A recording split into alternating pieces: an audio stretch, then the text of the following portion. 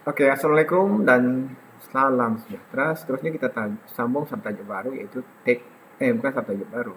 Masih juga subtajuk teknologi pemprosesan makanan, tetapi dalam subtajuk kecil yang baru yaitu bahan kimia dalam makanan. Oke, seperti yang kamu tahu, dalam makanan kita itu banyak dicampur bahan kimia. Kalau kamu tengok label di belakang tuh kadang-kadang ada tuh tulis apa-apa ada di dalam. Oke, yang pertama, bahan kimia dari kelas yang kita panggil sebagai bahan pengawet.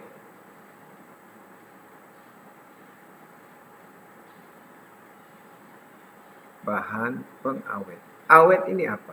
Tujuannya supaya tahan lama. Mayat Fir'aun. Mayat Fir'aun itu pakai bahan pengawet. Antaranya garam. Jadi bayangkan, mayat Fir'aun itu usianya 2000 hingga 3000 lebih tahun masih ada. Dalam Quran pun disebut. Apa bahan pengawet yang biasa digunakan? Antaranya cuka. Kan dalam lada. Lada kita pakai cuka. Ada giling tuh. Kan? And then ikan. Kalau kita mau ikan tahan lama, kita letak garam.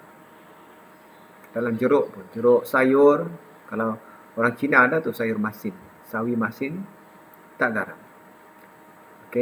And then gula. Kalau kita buat jeruk mangga, kita pakailah gula. Kan? Ada pula pakai natrium benzoic. Ini di dalam makanan. Apa contoh makanan? Ini. Ini jeruk nih. Jeruk timun. Jeruk timun juga. Ini buah-buahan lah. Ini sausage. Sausage ini pakai natrium.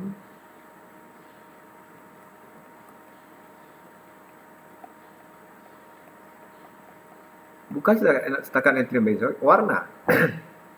Daging kalau lama dia jadi kelabu, jadi gelap. Tapi sausage kekal merah. Kenapa? Sebab diwarna. Jadi pengawet tadi fungsinya supaya makanan itu tahan lama. Kenapa? Karena bahan kimia yang digunakan itu, bahan-bahan ini boleh membunuh mikroorganisme. Next, pewarna. Pewarna ini ada pewarna asli, ada pewarna tiruan. Contoh pandan. Pandan sudah tentulah pewarna asli, warnanya warna hijau. Ini sunset yellow. Sunset yellow, namanya pun sunset yellow, warna kuning. Kalau kamu makan gula-gula tuh kan ada yang kuning, melekat di lidah tuh sunset yellow itu. Ini pula merah. Merah ini pakai karmoisin. Ada istilahnya. Kalau mau kamu buat kuih raya kan, banyak nih botol-botol nih. Ini semua adalah pewarna. Cuma ada yang asli, ada yang tiruan. Soalnya kenapa kita perlu warna makanan? Sudah tentulah kita mau makanan itu menarik. Jadi pewarna ini sebagai daya penarik terhadap makanan. Bayangkanlah kalau es krim semuanya warna kelabu, warna hitam. Kan? Ini tidak ada warna, jernih. Jadi kamu tengok, dia warna merah untuk strawberry, warna kuning untuk orange, hijau ni tidak tahu rasa apa. Tapi yang pasti pewarna ini memberi seri ataupun memberi daya tarikan. Bayangkan kalau pisang goreng, kan? Kalau kita tidak warna, dia tidak orange, kita pun macam tidak ada selera mau makan. Next, peluntur. Peluntur salahnya. Peluntur. Jadi tebu, kalau kita buat gula tebu itu tanpa dilunturkan, warnanya macam warna tebu. Orange sedikit. Kalau orange dia coklat juga. Jadi setelah dilunturkan, putihlah. Putih. Jadi kenapa pakai peluntur? Adalah bahan-bahannya, tengok buku. Bukan pakai Clorox. Yang kamu Clorox air tebu baru diminum. Itu kalau kamu sudah bosan hidup. Perisa. Perisa seperti yang kamu tahu, paling terkenal ialah Ajinomoto. Tapi orang Semenanjung, terutamanya orang Kelantan, orang Terengganu tidak suka pakai Ajinomoto. Oke, diorang ganti dengan gula. Jadi tidak heran kalau Terengganu, Kelantan itu negeri yang tertinggi kadar kencing manis di Malaysia. Bukan saja dia suka manis, tapi dalam makanan, dalam sayur, dalam nasi goreng pun ditambah gula. Kenapa tidak mau makan Ajinomoto? Kalau dulu ada mitos, konon Ajinomoto ini berasal dari tulang tamberang saja. Oke, Ajinomoto ini garam. Macam garam yang kita makan, cuma dia lain sedikit. Natrium monoglutamate. Kalau garam biasa tuh natrium klorida. Vanila. Vanila pun adalah perisa dari pokok vanila, orchid. Vanila ini pokok orchid. Next, penstabil. Penstabil ini maknanya supaya makanan itu stabil lah. Antara yang diguna agar-agar dengan gelatin. Jadi air sirap, kalau kita letak gelatin, dia jadi begini, jadi agar-agar. Kalau tidak, dia tidak boleh jadi begini. Sebenarnya di dalam itu masih ada air. Air terperangkap di dalam gelatin. Bukannya air itu bertukar jadi pepejal. Pepejal air ialah ais. Oke, jadi gelatin. Di mana diguna antaranya dalam es krim banyak. Oke, next pemanis. Oke, contoh ini aspartam. Kalau kamu pergi hotel, kalau dulu di kapal terbang ada nih dibagi paket-paket kecil. Oke, bukan gula tapi manis. Oke, kalau orang sakit kencing manis, kadang-kadang dia pakai ini supaya minuman itu ada rasa manis. Manis tapi bukan gula. Aspartam. Oke, next antioksidan. Makanan kalau kita biar saja, contoh kita kupas apel, lama-lama dia jadi merah kan? Nah, itu dipanggil pengoksidaan.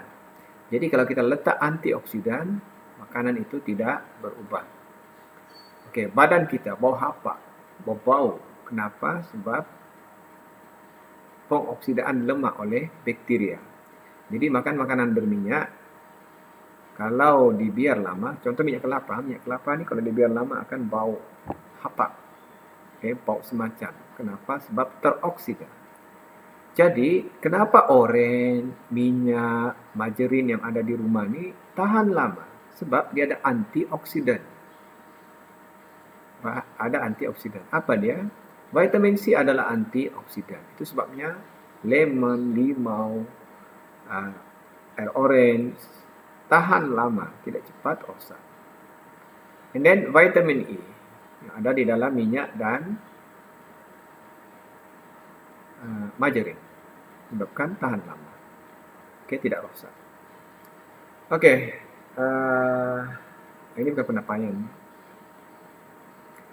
Oke, ini kesan-kesan penggunaan bahan kimia. Seperti yang kamu tahu, bahan-bahan kimia, pewarna, perisa yang tiruan ini ada kesan sampingan kalau diambil dalam kuantiti yang banyak secara berterusan. Bergantung orang.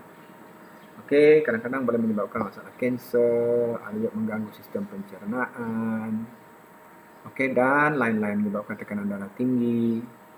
Nah, ini kamu boleh baca. Maknanya kita tidak boleh terlampau banyak makan makanan yang terproses, makanan-makanan yang ada bahan kimia.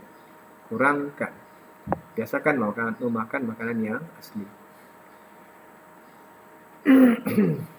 Oke, makanan kesehatan. Makanan kesehatan ialah macam yang kita belajar dulu, makanan yang ada 7 kelas makanan. Apa dia? Karbohidrat, protein, lemak, vitamin, mineral, air. Oke, kurangkan bahan kimia, tidak mempunyai bahan kimia. Oke. Nah, inilah contoh makanan yang sehat. Tapi mesti dimakan dalam kuantiti yang betul. Ingat lagi suku-suku, separuh suku nasi, suku ikan, dan separuh sayuran dan tumbuhan. Next, suplemen kesehatan. Okey, kadang-kadang orang ni dia tidak suka makan buah, makan sayur, kan? Budak-budak lah tidak suka makan sayur. Jadi untuk mengelakkan kekurangan nutrien, boleh juga ambil pil-pil nutrien. Ada pil vitamin C, pil minyak ikan, pil klorofil hijau. Semua itu dipanggil suplemen kesihatan. Makanan-makanan asli bukan bahan kimia, tetapi diekstrak, dikeluarkan dalam bentuk pil. Seterusnya kita lihat subtopik yang terakhir, iaitu Akta Makanan 1983. Apa dia? Ini akta, maknanya undang-undang. Kalau syarikat pengeluar makanan tidak ikut, boleh disaman.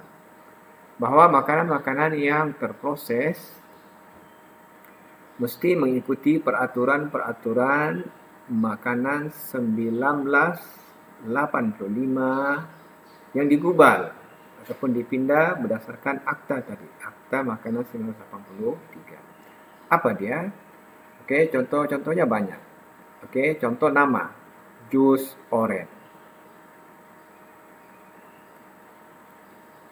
Jadi kita mesti bagi nama jus oren. Maknanya nama itu melambangkan kandungan makanan di dalam. Tidak boleh kita tulis jus setia. Sekali di dalamnya air jambu. Kamu boleh saman. Apa lagi? Ada tarikh penetapan tarikh, ada tarikh luput.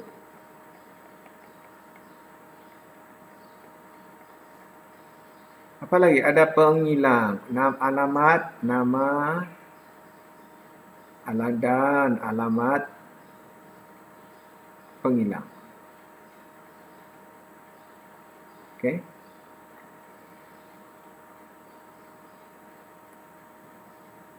Ada kandungan.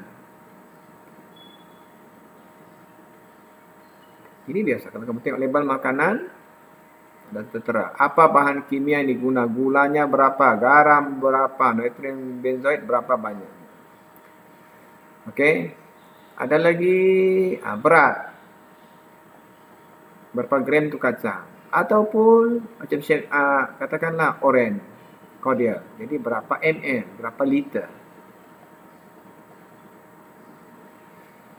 Ini kamu boleh tengok buku teks. Maklumat-maklumat yang perlu ada dalam makanan terproses seperti mana yang dikehendaki oleh peraturan makanan 1985. Maknanya mana-mana syarikat pengeluar makanan yang tidak mematuhi peraturan itu boleh disaman di bawah Akta Makanan 1983. Besar dendanya. Tapi di Malaysia ini seperti biasa penguatkuasaan undang-undang itu lemah. Itu sebabnya kalau kamu tengok, kalau makanan dari IKS, industri kecil, industri kampung, tidak ada label kadang-kadang, kan? Kita tidak tahu siapa yang buat. Jadi kalau makanan itu buruk, kita mau rujuk siapa? Kita mau buat laporan polis macam mana? Kan? Sebab yang menjual itu boleh jadi bukan dia yang buat, dia hanya menjual. Habis tajuk nutrisi.